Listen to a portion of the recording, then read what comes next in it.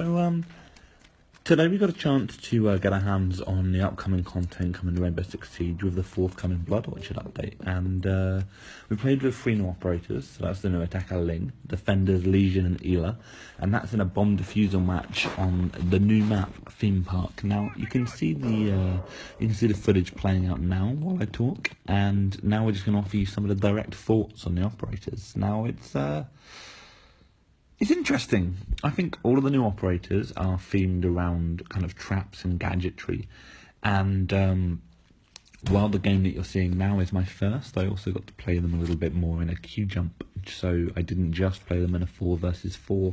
Now, let's start with Ela, who you should see on screen now.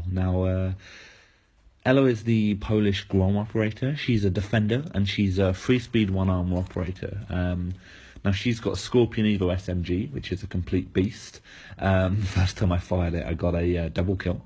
And she's also got the silent 612 shotgun. Now, I mean, what Ela does primarily is she runs around the place flanking. Now, her weapons are very, very powerful up close. But she also has a gadget, which are concussion mines. So these mines are non-lethal, and they can be hidden around the place, tossed at walls and floors. And what they do is they leave like a little stick out of them with a glowing dart on it. So if you see that, you can avoid it. But if not, it'll detonate, and then there's an explosion that, again, doesn't do any damage, but it will slow them down. And it also messes with their view in a similar way to Echo's drone back from the Japanese update.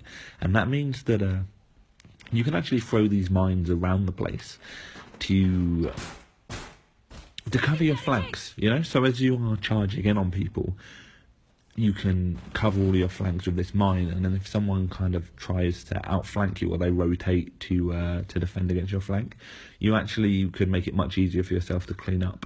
And I think this is a really powerful thing, because at least for Pro League, she's going to be played anyway, because she's a 3-1 operator, so she's 3-speed 1-armor, and they see a lot of play professionally.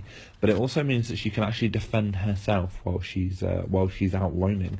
So I see her being played as a slayer, so that basically means she'll be running around the place killing as many people as possible.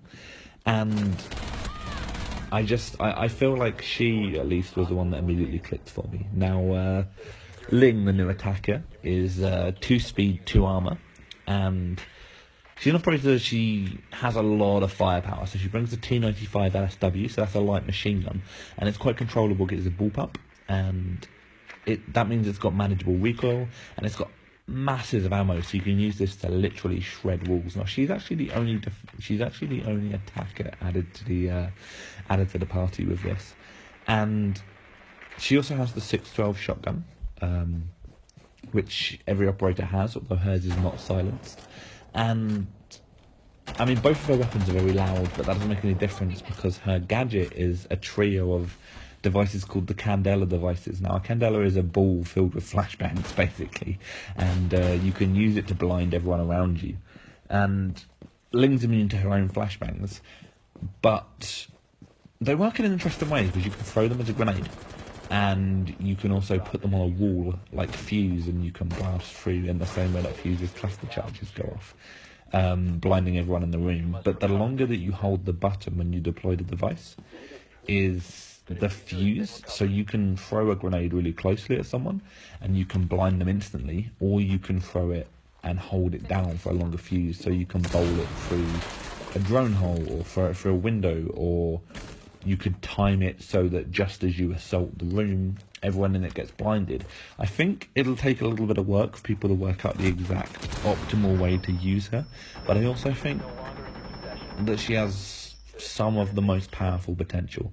I mean, when pro players get hold of her, there's a chance that they could quickly work out how to get her flash to go off exactly as they enter a room, and it's much easier to shoot a room full of blind people. Now, this is interesting because she could prove very, very popular in a lot of Rainbow Six Siege's hostage situations, because in a hostage, Fuse is always popular because they're reinforced in a room. The problem is that if you use Fuse on the actual hostage room, you'll kill the hostage, whereas in this case, because it's entirely not damaging, there's more of an option there. Now, the third operator is Legion. Now, Legion has, he's got the 612 SD. You should be familiar with that by now. Everyone's got that, everyone has that shotgun. And he's also a 2-2 operator, but he has a T5 SMG, which honestly felt a lot weaker than Ela's Scorpion Evo. And I think that's because Legion's gadget is very powerful. Legion has these things called goo mines, and they're basically cloaked caltrops. You can toss them on the floor, and they're invisible pretty much unless you've bought IQ, which is another buff for IQ. Players that step on the goo mine, they are unable to run, and they're stricken with motion altering effects, and that basically means, like, you start tilting again like Echo's drone, you can't run, and also you get a damage over time effect. So you can actually stop all of these effects, but you have to pull the caltrop out yourself, and that means that you need to obey an on-screen button prompt. So what you do is you hold down F and you pull it out of yourself, but while you're doing that, your gun is down, you cannot defend yourself, and you can't run off anywhere safe to do it, because you can't run. So, while players can push on with those disorientating effects, I think in reality, oh, I'm losing my voice, but we can blame this on Gamescom, right? I think in reality, that you're going to need to immediately take care of this issue.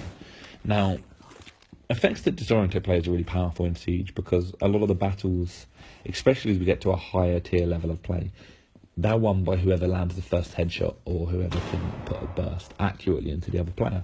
Now, when you mess with someone's vision and also disable their ability to run, the goo mines are really punishing. So if you're ill-prepared, if you can't put down proper covering fire, or if you catch the attacker's roamer with the goo mine, then they're weak and you can take them out.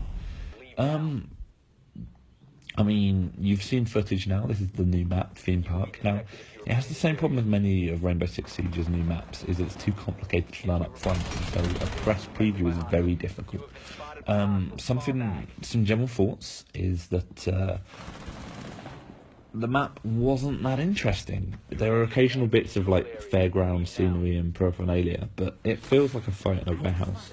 It's a series of small rooms, they're tied together with destructible surfaces, and I think with some familiarity that the structure will start to reveal itself. I mean, I had a lot of issue with Border when it first came out, because it was quite a confusing 2-level map.